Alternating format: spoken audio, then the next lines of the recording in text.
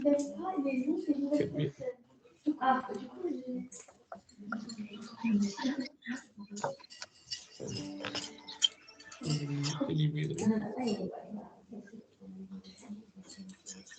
ils enregistrent. Non, mais j'ai pas de caméra. Il est là pour la caméra.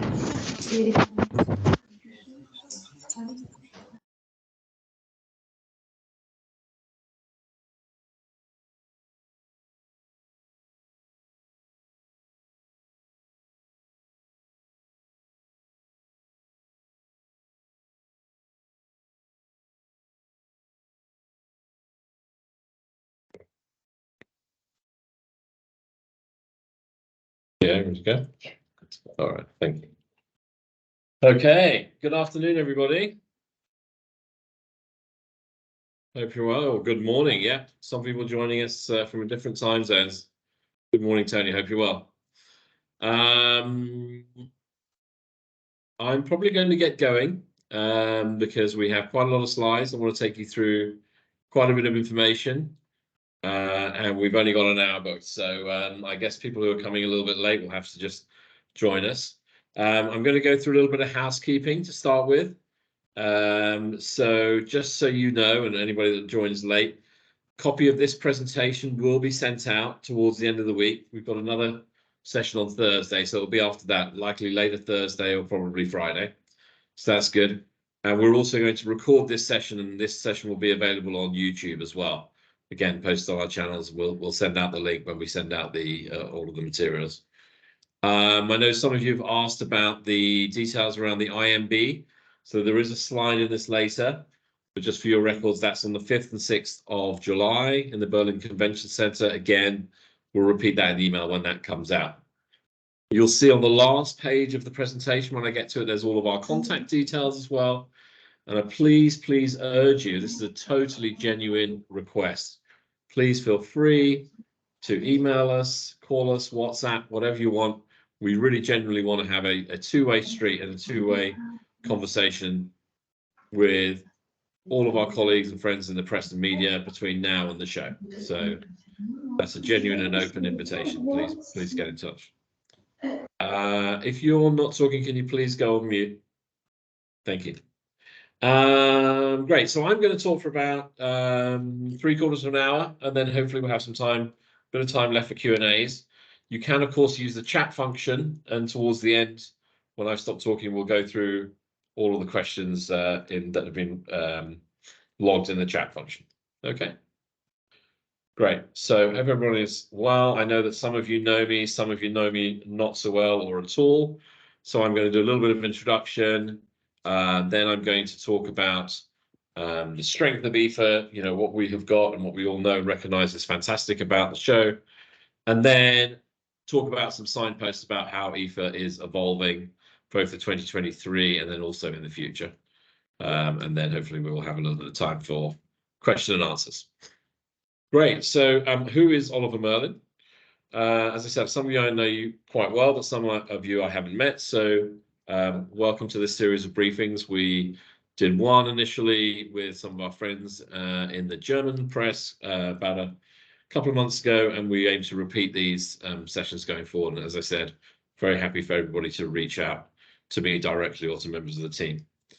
So my background is as a management consultant. When I left university, I was with Accenture for 5 years and learned the basics of, you know, kind of business, looking at businesses, analyzing, etc. And then about 12 years or so, I had the happy fortune to join the events industry, where I've been very happy ever since. And I've worked for most of the major organizers, both in London and also internationally, including Hive, ITE, and obviously now Clarion. And Clarion is who I'm now working for, and Clarion have set up a joint venture called IFA Management GmbH, which is a joint venture between Clarion, the organizer, who are based here in London, where I am today, and the GFU, which is the Consumer Electronics Association in Germany. And I am the MD or Geschäftsführer of IFA Management GmbH. And we have the responsibility and indeed the joy of organizing and operating IFA Berlin for the foreseeable future. The show stays at Messe Berlin, but we have taken on the role of organizing the show. So that is me in a nutshell. I'm going to spend about probably 10 minutes or so now talking about IFA. This will be familiar to you, most of what I'm saying, and it's about what we perceive to be as IFA as the best trade show in the world for consumer electronics and home appliances. I hope that you share that view. I use the word trade show quite specifically there. There are obviously other conferences and events in the space, but in terms of a trade show, I think generally that IFA is the best, and I hope you will share that opinion. What does that mean, though, in terms of the competitive landscape? Well, I've been to all of these shows this year, and this isn't an opportunity for me to sort of criticize the competition, if you like. We are one ecosystem. There's more than enough room in that ecosystem for all of us to happily coexist. And indeed, I know most of the people that run these shows, and they're fantastic events, each with their own strengths and weaknesses, though. And this is where I really see there is an opportunity for IFA, and I would be interested in hear your opinions on this. We went to CES, obviously, in Las Vegas. Tremendous show. Really got their eye on the innovation landscape, and obviously they made a big bet this year of looking at how consumer electronics was playing with the car and automobile industry. But then I guess due to Las Vegas being how it is, you kind of lose people a little bit, and that sense of belonging at the festival really wasn't there. And if I'm being honest, I think that IFA still remains a better trade show than CES. South by Southwest is on the opposite end of the scale, where obviously anybody who's had the opportunity to go to South by Southwest, is a fantastic festival in Austin. Maybe not quite so good on the trade show aspect. And then Mobile World Congress is the other end of the spectrum completely. A really, really fantastic trade show, but perhaps lacking a little bit on the festival side of things, and maybe not quite so hot on the content. Both CES and Mobile World Congress have fantastic innovation and startup zones. And I'm going to talk quite a lot about this later on in my presentation. And indeed, this is an area where I think we need, and we will, and you'll see a lot of investment and effort spent on IFA's innovation startup zone, which is called IFA Next, over the coming years. A quick snapshot or view, if you like. I'm sharing with you sort of now relatively privileged information, but it's public domain. You can use and talk. This is where we are at the moment. So obviously we're still in the sales cycle, and I'm quite happy with these figures. As at the moment we have, out of our business, 78% is retained business and 22% is new business. The new business obviously is growing all the time, as is some of the retained. We still have retained clients coming in, and that figure is actually now at about 24%. And by September, by the time the show opens, that ratio we anticipate to be around the 70-30 mark. And I like those ratios for a number of reasons. You obviously, with a show of the size and scale of IFA, you want to have a certain amount of familiarity. And people coming to the show who've been coming to it for a number of years, and our customers and our B2B visitors and our consumers obviously want to know a lot of things that they come to see. On the other hand, you certainly need to provide a lot of newness to show that the show is on top of innovations and new trends and new customers that are appearing. And so I think 70-30 is about the right split.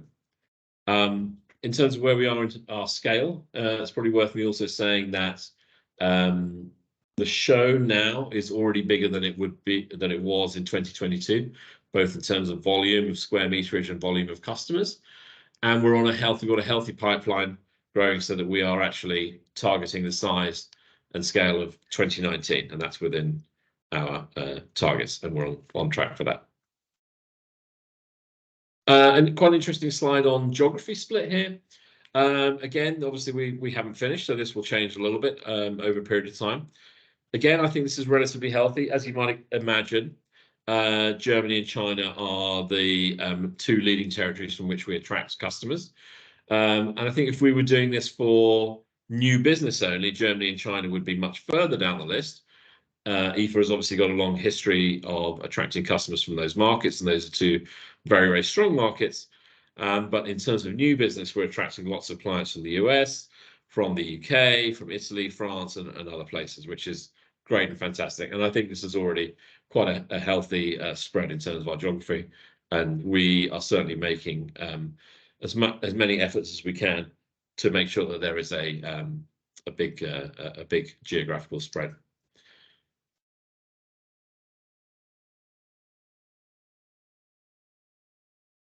Here is a current view of the terrain plan. So again, this is evolving all the time, and we will make sure we have the very latest one when we come to send you out the deck at the end of this week. But here you'll see some elements of IFA that you know and love, and that are in the usual places, along with some of the new activations, experience, and new exhibition segments as well. So then let's spend a bit of time now. That was kind of, what we have and what I think you know and love about IFA. We'll spend a little bit of time now talking about how does IFA evolve. And I was very much at pains to say previously, and I will reiterate this now, that IFA is so big. And I think that one of the roles of IFA is to be really a guide to both our B2B visitors and our B2C visitors. And we work closely with our customers so that we look at new trends and new innovations in a very considered way. Okay, so I talk a lot about evolution, not revolution. That's not to say that you won't see new things this year at IFA. You for sure will. And I'm going to spend this time now talking about some of those new things that you'll see. So a lot of the improvements and investments that we have made, that Clarion have made initially, are in the marketing sphere. So a lot of our objectives, if you like, and priorities is to increase the quality and the quantity of trade visitors, B2B, but also to massively increase the quantity of B2C visitors. And you'll see that reflected in sort of some of the content programs we're now putting on and some of the other experiences that people can have when they come to IFA.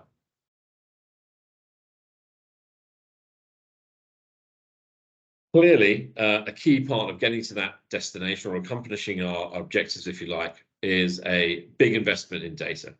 So we now have well over 100,000 B2B trade contacts across many of the countries of the world, over 142 countries. We have over 1,500 press and media contacts, which obviously includes all of yourselves. And also a crucial point here is when we talk and we look at media, we take a very holistic view. So all of what you might describe as traditional press and media, and also online, new media, and influencers as well. Obviously, to keep the pipeline of customers growing and make sure we always have new and interesting exhibitors, we've got nearly 11,000 records in our exhibitor database. And that also crucially includes a lot of smaller exhibitors and startups and scale-ups. So then a couple of slides about our campaigns. So the idea behind our campaigns is that we effectively segment and we target messages to particular audiences. So be they trade visitors, be they consumers who are coming, be they exhibitors or potential sponsors, and people for different parts of the show like IFA Next or VIPs and so on. Within each of those segments or groups, you then have got to factor in different demographics and occupations, lifestyle choices, etc. So you will see, and hopefully you're already starting to see, lots of campaigns around Gen Z, women in tech, engineers, scientists, technologists, whatever it might be, whatever sort of sub-audience group we can think of, we try to target the messages as much as possible so people can get the most out of their interaction with IFA, both on the marketing front and also on the product front. So far, so good. Our campaigns have had a very good reaction. If any of you are kind of experts on marketing statistics, you know that these figures are pretty high. When we send out campaigns, email campaigns, the average open rate is around 41%. So normally you'd expect to see about half that or less. CTOR stands for click to open rate. And again, that is normally way down around the 2 or 3%. So we're very happy with the performance of all of our campaigns at the moment. So we're happy with our messaging internally, but clearly this also points to the fact of a pretty engaged audience and a number of people, a large number of people around the world, not just in Germany and in the EU, who want to engage and hear about the IFA story, be that familiar things or to understand what we're doing and changing is new. We had one email which had an open rate of 59% and a click-through rate of 23%, which is kind of almost unheard of. So we're pretty happy and pretty pleased with the levels of engagement with our audience group so far, and hoping that continues. This registration is live, so if you haven't got your ticket for IFA now, please click on the following link. And again, we'll put this link in the email and make sure you can click on there. Please have a good look around. This is open much earlier than possible, and we've already sold quite a lot of tickets, which is fantastic. And you will again see campaigns or media placements trying to get people to register for those different groupings and audience groups that I mentioned earlier. And look out for days where there will be interesting work on prices or group bookings and things like that. So again, please help us get this message out that the registration is live, and please help us to drive traffic to this site. Would be very, very much appreciated. There's also a new website, so if you haven't had a chance, please, again, we'll put the link in the email. Please have a good look around the website. There's a lot of new stuff on there. Initially, obviously, we had to take the website from the Messe Berlin, who were running it, and put it on our domain. And the team is working very hard to put lots more new content on there. If you see along the top there, in terms of the tabs, there's one called Content and Media Hub. There's lots of interesting facts and figures, articles in there. Feel free to look and use any of that content that you want to in there. It's all for public distribution, so hopefully you'll find lots of useful material in there. But yeah, please visit the new website. We will include the link as part of our comments. Media Press, I'm sure I don't need to say much about this slide. We are delighted that so many of you will hopefully come to the show, and we just want to continue working with as many of you as possible. I can't stress enough the fact that we want to have really, really open and meaningful conversations with many people in the press and media community as absolutely possible. Now, clearly a very important part of our ecosystem is the retailer and buying groups, especially if we're claiming to be the absolutely best #1 trading platform, trade show in the world. And obviously the key mechanism for that, if you like, are retailing buying groups. All of these people here I've personally been to see, or in the process of seeing, or having online meetings with. And they are a key conduit for us for really to understand what's going on in the consumer space. They see it in their stores, they see it in their networks, they see it.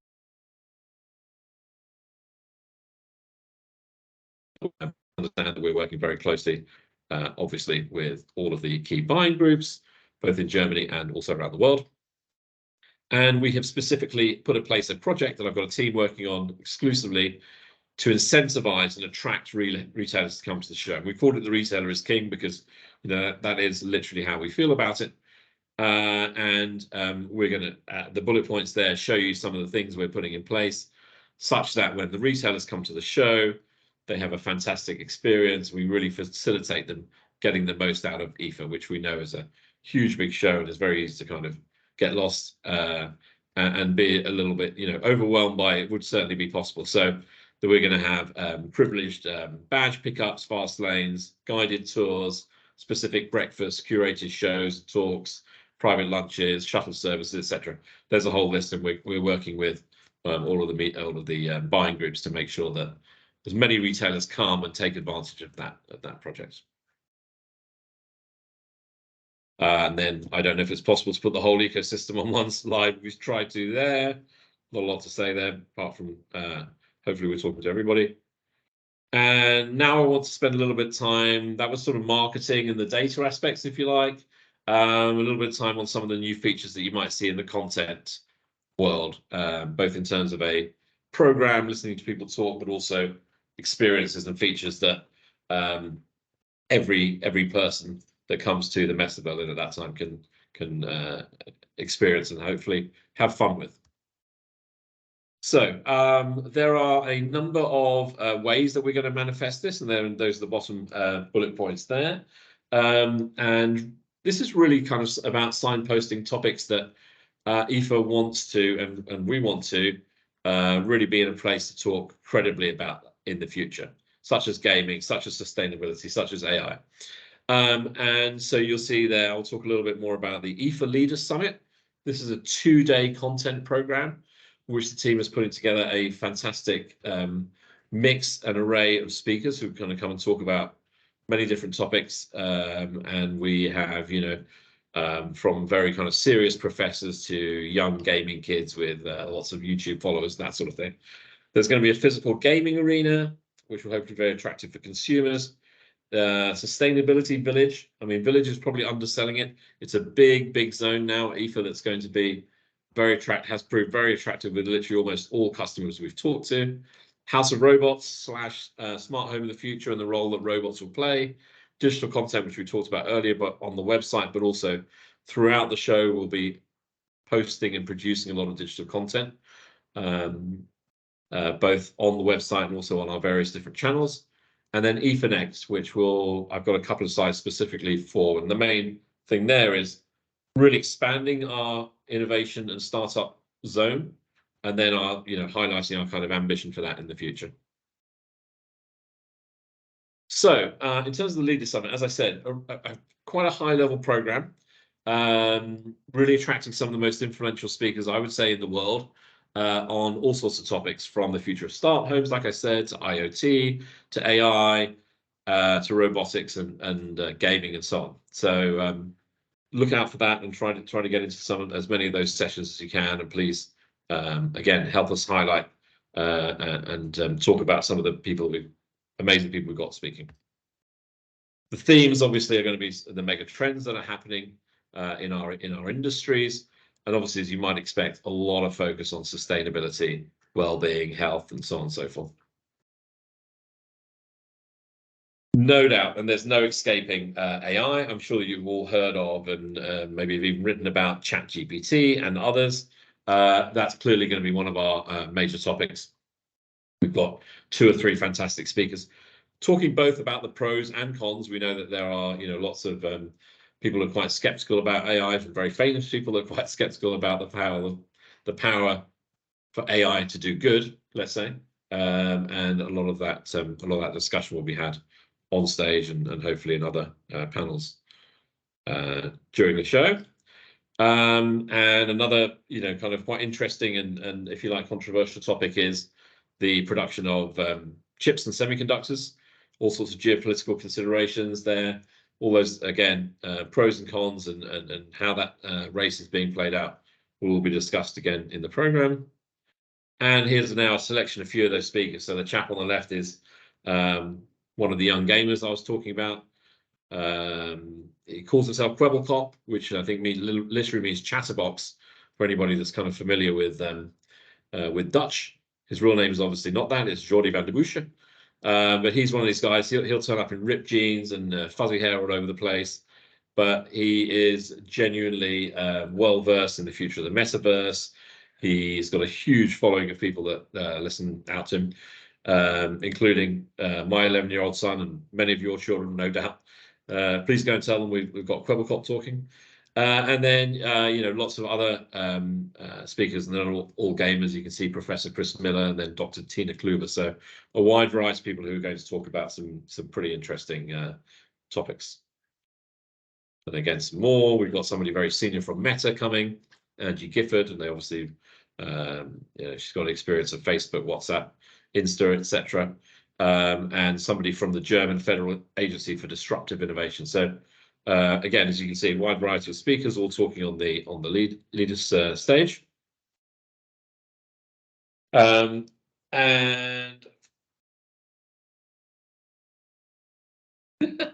sorry, just a bit of the slides being around there, sorry. And again, more speakers here. Steve Collins, I don't know if people know, he's the Chief Technology Officer of King. And if you don't know King are the makers of Candy Crush, which is that phenomenally successful, highly irritating game that millions of people around the world play on their phones. So great for us to get somebody like Steve Collins come to talk, which is fantastic. And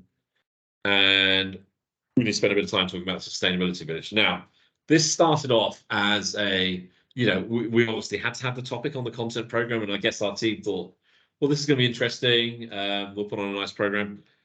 Literally, we could probably have, thrown Mila out and put this in Hall 1.1. And this is every single customer that we've talked to wants to be a part of the sustainability village. So it's grown into a large physical space. It'll have its own content program, and it's going to be sponsored by lots of different companies. And really, this is a reaction, I think, from us and also from the marketplace to, if you like, the evolution of what I would say that sustainability, even just a couple of years ago, probably was like number 3 or 4 on the average consumer's parameters. Obviously, some people already thought it was hugely important. Now, almost all consumers you talk to, especially of those of the younger generation, sustainability and your message and story, if you like, around e-waste has got to be very convincing, has got to be genuine, and is probably number 1, if not number 1, then 2 in terms of consumers' buying decisions and patterns. So I think a lot of our manufacturers are very aware of that, and a lot of them do have genuinely good stories to tell and want to get this story out there about their brand. So please, come and have a look at this area. You won't be able to miss it, actually, frankly, and hopefully it will make for a very good story. And I think this is something that will only grow as we go on, and you can expect this to be a key part of IFA as we move forward. There's going to be a lot of talk about the legislation and regulation. We'll talk about e-waste. We're actually going to have a mend and repair shop on site as well, which will be great fun for people. There's a little couple of graphics. We're working on the look and feel right now. Needless to say, it will be fully sustainable itself.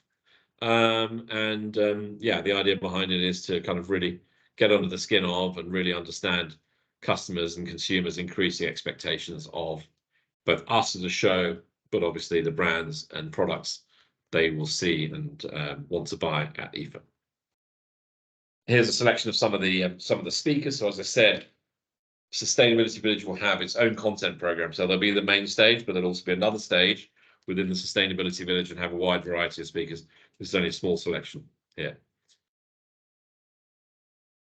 House of Robots is also another important part. We've got some really top-level robotics companies working with us and really looking at the role of robots in the smart home of the future and what we can expect on that front. Again, both positive and negative angles will be covered.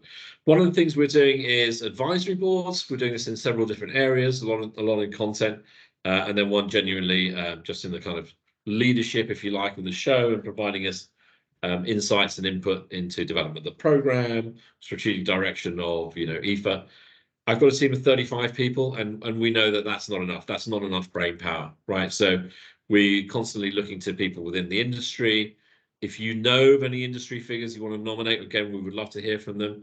You can see, again, 2 senior people there from Euronics, which backs up my point about working very closely with the buying groups, and we reach out and liaise with these people on a regular basis to make sure that we don't miss anything. A little bit of time now on IFA Next, if you don't mind. So it's probably worthy of its own section. And one of the things that I sort of noticed, picked up on when I first came to the role, which is still only about 4 or 5 months ago now, is that, and especially when I went to see some of the competition, for me, my favorite parts, and those of you that might have been to CES and also to Mobile World Congress, I'll be interested in your points of view. From my feeling, the best parts of CES is in Eureka Park. When you go downstairs into the basement, if you like, of one of the hotels, I think it's the Bellagio.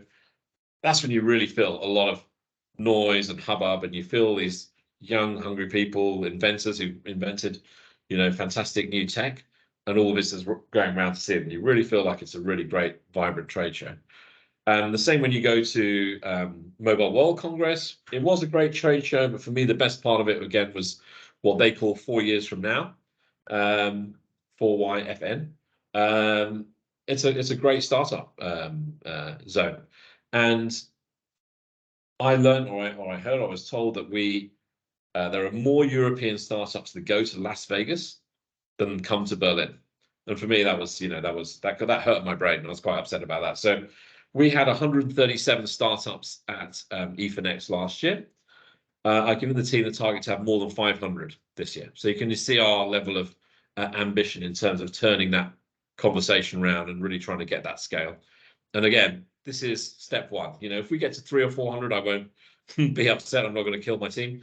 But the point is, over a period of time, we really want to shift the perception of people's minds that IFA is a place where you can come and see innovation, you can see new tech, you can see inventors, you can see technologists really trying to produce something, either fun or, hopefully world-changing ideas and startups and scale-ups that can, really go on to then be important companies. This is something that's not new to the history of IFA, but perhaps in the last few years we maybe let slip a little bit. And the important part of this, of course, is that startups is only a third of the conversation. So we're working really hard with our corporate innovation labs of our big corporate clients that we know well to get them to come to the show, and also with the VCs and investors. And we will put attractive packages in to attract all elements of that ecosystem to IFA Next. Okay. To do that, we've partnered with an international expert, which is a company called The Next Web. They're based in Amsterdam, and they are experts in anything that's kind of cutting edge technology, innovation. We'll include the link to their website on this when the email comes through. And they also have 25 people who all they do all day is look for startups. So they will help us and bring startups to IFA Next.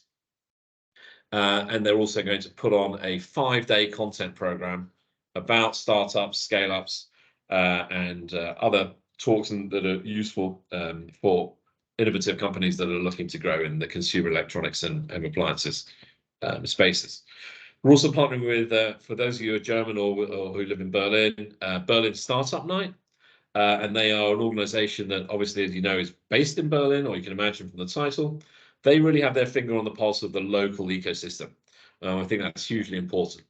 As much as we want to internationalize IFA, we really also want to really partner with local heroes. So people like Berlin Startup Night, they already run a successful event. They've been fantastic, and they're going to move their event to run at the same time as IFA. And they're also going to bring German and Berlin-based startups to IFA Next. We will then host a sort of competition or awards night at the Berlin Startup Night at the Deutsche Telekom offices. So a nice combination, I think, there between an international expert and also local organization. We're already looking forward to that. And as I say, we'll send the links to both of those websites in the email. You can check them out. One of the things you may have heard me talk about before, I've been talking about this for a while, I put it on the back of my business cards, and the kind of aspiration really was to try to create a festival, a little bit along the lines of South by Southwest, or those of you that know London Tech Week, to really build upon the IFA brand, so that when you have that first week of September in Berlin, it really feels like that there is a tech community, a global tech community that's meeting and participating in a whole program of events. A lot of these obviously will not necessarily be at the Messe Berlin. They might be in the evenings, might be away from Messe Berlin, although some of the stuff is happening on the showgrounds.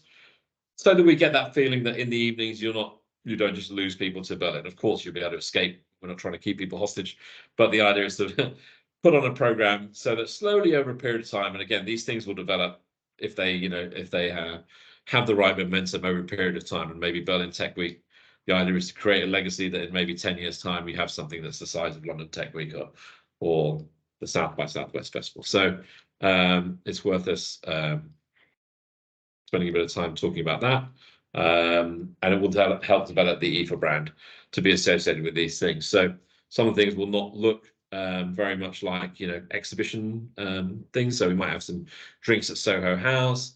There's going to be a gaming festival at Level. Again, I don't know if those of you that know Berlin will know LBL Level, and other things are happening. The program is in progress at the moment, but I think there'll be a lot of things to do if you want to stay in the IFA zone, if you like, or mindset during the first week in Berlin in the evenings. Now, something else, but that's kind of related to this development of IFA, and we're talking a little bit about, sort of different stuff, is some of you may have noticed that we've recruited Cornelia Schwaber, Connie, from Electronic Arts. So we're very happy about this and really happy that Connie has joined. Obviously, Electronic Arts, for anybody that doesn't know, is a very large, successful games publisher. And clearly gaming is an area that we want IFA to be taken much more seriously. And again, it's a hugely competitive landscape. But honestly, we can't have a consumer electronics show if we haven't got something to say about gaming. So clearly, over a period of time, again, as I keep saying, evolution, not revolution, Connie will start to give us that credibility and open up those conversations in gaming, but not also gaming, other areas like AI, e-mobility, the metaverse, etc. So it's a good strategic recruit from our point of view, and we're really happy to have Connie. I think there's been some material that's been sent out, but if you want a specific press release about Connie, we have that for you as well if you want to run that. Other things on the visibility of the brand, we're working very hard and closely with the city of Berlin, both Visit Berlin and also Berlin Partners. That opens up to us a huge amount of networking and branding opportunities. As you can see there, we've got the official logo press that we now put on all our materials and emails and so on. And some physical, practical things you'll notice that when you land in the city, for example, that those of you that come in via train or in plane, there's the new luggage hall at the where you pick up your luggage when you arrive at the new airport. Outside there's a tourist office, and that will be all red with the IFA logo, where you can pick up your lanyard with your pass to come into IFA. And similarly, similar kind of activations at various places and other iconic relations around the city. The mayor's office also runs an Asia Berlin summit, and we're going to have a role there, and that will obviously give IFA, the brand, some amplitude in Asia, and also probably hopefully attract some Asian startups to come to IFA Next. Similarly, London Tech Week, we're sending a delegation to London Tech Week again, so we then get that visibility on that Tech Week program and platform. Hopefully, we attract some more visitors and maybe customers to come to Berlin. So just a few things we're doing to try to elevate the visibility of the brand. The route to Berlin, I showed this last time when we had a press get together. If anybody doesn't know, this is effectively a series of interventions, press conferences, meetings, me and my team going and speaking at other events. Just a series of join the dots, if you like, between what was January when we started in Las Vegas, leading up until just before the show in the summer. And you'll see there the IMB, again, which I know a lot of you have asked about, is 5th and 6th of July at the Berlin Convention Center. In fact, I think that is the next slide. Yes, so there we go, 5th and 6th July, Berlin. For those of you who need to put in your calendars, Berlin Convention Center. There. Oh, sorry, yes, important point there. We will be streaming those who can't attend in person. We'll be streaming this on our channels, I think, probably on the YouTube channel. So obviously we will be holding sessions live, face-to-face, in German and in English. But obviously, if you're traveling from much further overseas, we'll be doing this also online. Okay, that is really the end of my the sort of facts and figures parts of my presentation, if you like. How are we doing on time? Not bad. So I'm just going to spend a couple of minutes now just sort of having a quick look forward. I think most of you kind of agree with my sentiments here, but again, these could be topics of conversation or articles if we want to, kind of expand on any of these. I don't think anyone would be surprised with me saying that the world has changed, obviously, with what happened in the last few years. And this probably really is the first time when face-to-face is really coming back in a big way. A lot of our customers, though, actually had record years during the pandemic. And consumers found a way to get the products they want without going to shops and without going to trade shows. So we need to be cognizant of that. That's not to say that face-to-face is dead. On the contrary, the demand for face-to-face is absolutely huge. What we're saying is people now are expecting much more from an event than only a trade show. And so whilst I can quite confidently say that IFA is the best trade show for consumer electronics and home appliances in the world, we all know that's not enough. So therefore, what else are we doing in that regard? So in that regard, we happen to have a fantastic gift that's landed in our lap. IFA is the longest running trade show that I know about. I once worked one in the UK called Spring Fair that was 75 years, but 100 years is almost unknown in this industry.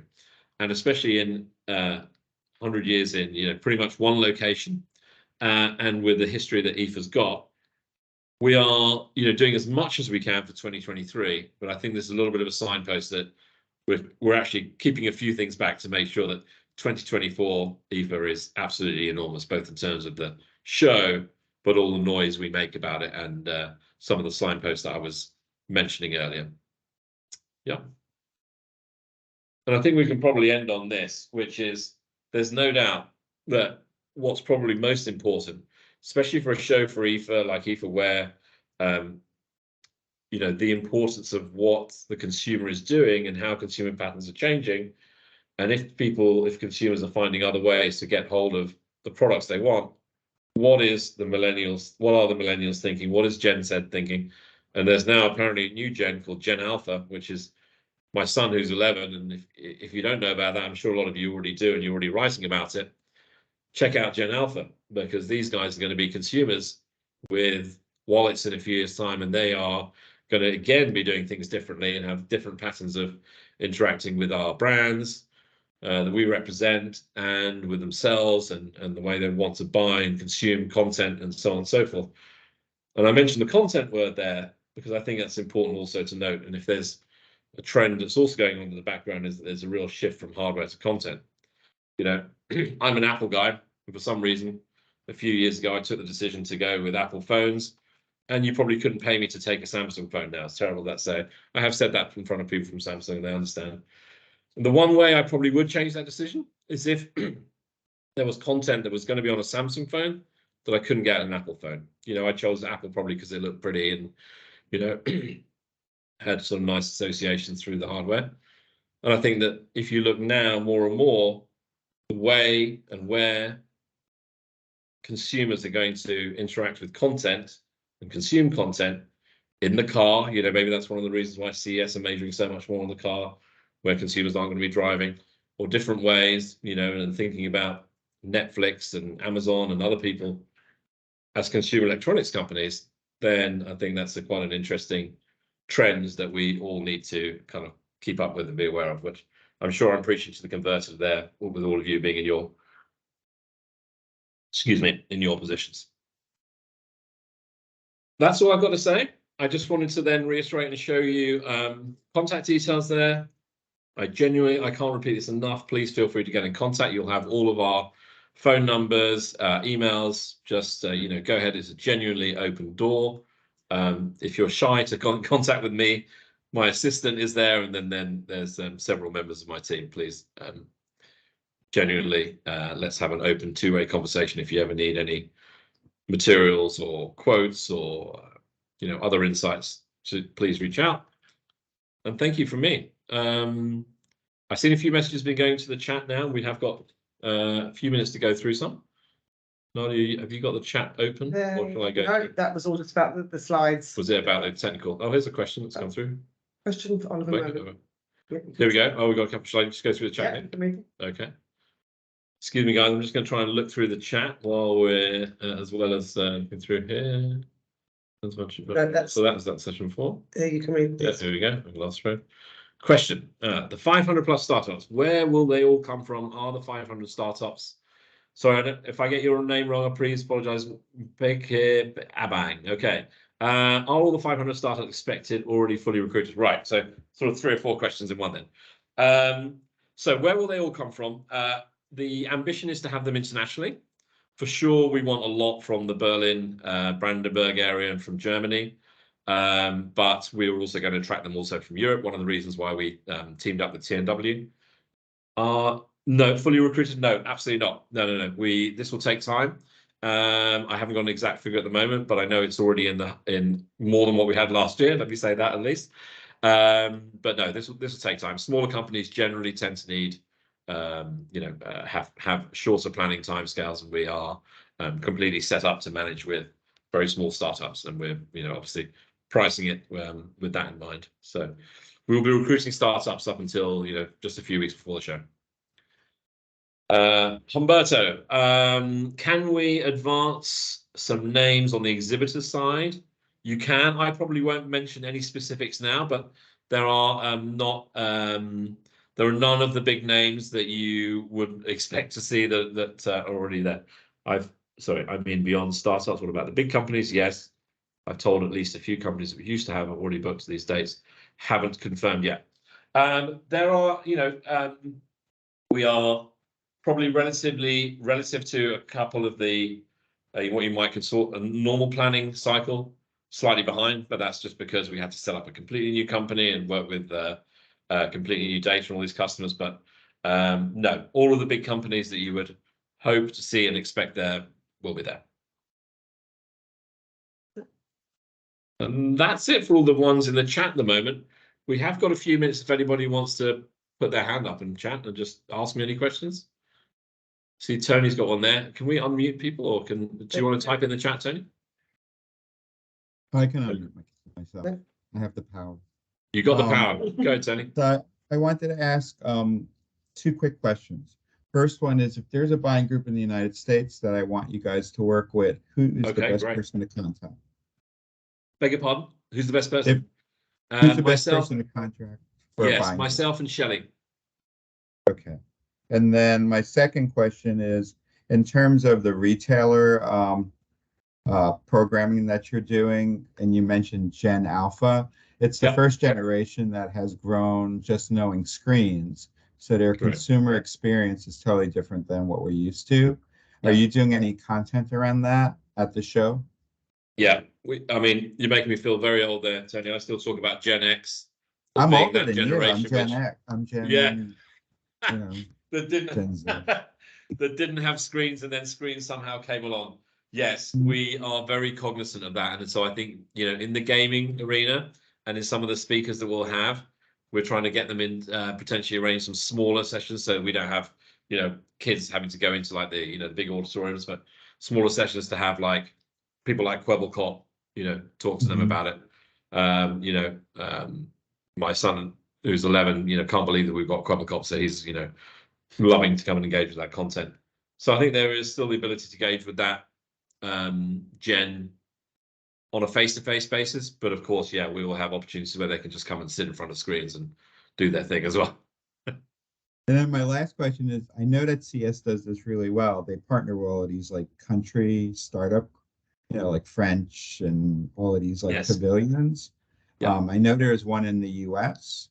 I'm trying to get a hold of whoever that person is that's in charge of it. It's very small compared to some of the other countries. Okay. But that's how they get a lot of those humongous startup companies. Yeah, we're investing a lot in that. If you have any success in that regard with one of the years, please introduce us. We've already developed some good relationships with Business France and others, and that's probably where we'll leave the country investment funds and pavilions. So absolutely agreed. There's a couple more in the chat. Bear with me. So Rainer, is there any change of the ARD decision to stay away from IFA? Not as far as I know, but we will. We're investing a lot in all the different types of media and providers. Will the sustainable village be a concept open to exhibitors from the service and repair sector? Yes, absolutely, Eric. I'm assuming maybe you have one or two people in mind. If you do, please guide them our way. We want the sustainability village to be, open to all. And so, yes, absolutely, we want people from services and repair sector. They can sponsor, they can speak, they can exhibit. So thank you, Eric, for that question. Any other questions? Got a couple more minutes. If you think of a question afterwards you didn't get a chance to now today, please just, as I said, feel free to drop us a line, email, WhatsApp, whatever you want to do. I've just seen one come in, another one from Humberto. Will it keep being mainly for trades? I mean, Depends what you mean by mainly. We are very, very focused on the consumer. Clearly, it's a trade show, right? So, you know, we want to do both. And my ambition for IFA is to be the best of the best, right? And the best of all worlds. So I want the best trade show where all the buying groups come and the retailers come, and it's clearly a business show, right? But at the end of the day, those buying groups and those retailers are coming because they want to sell to the consumer. So we have to do both. So I'm going to have fantastic consumer-facing content, fantastic consumer-facing experiences, and we're doing our utmost to attract international visitors and consumers from Asia, from the US, from all over the world to Berlin, and then once in Berlin, to the show. Yeah. Good. Any last questions at all? Great, guys. Well, look, thank you so much for your time. I really appreciate you taking the time out of obviously very busy schedules to listen to me talking. I really want to have a genuine two-way street conversation, so I look forward to hearing it from many of you as possible. And again, we will repeat these sessions. Hopefully see you in July at the IMB, and then we'll hopefully have another touch base again before the show. And then again, we will start, you know, after the show. I'm sure we will get together again before Christmas. So take care. Thanks ever so much. And let's speak soon. All right. Thank you. Bye-bye.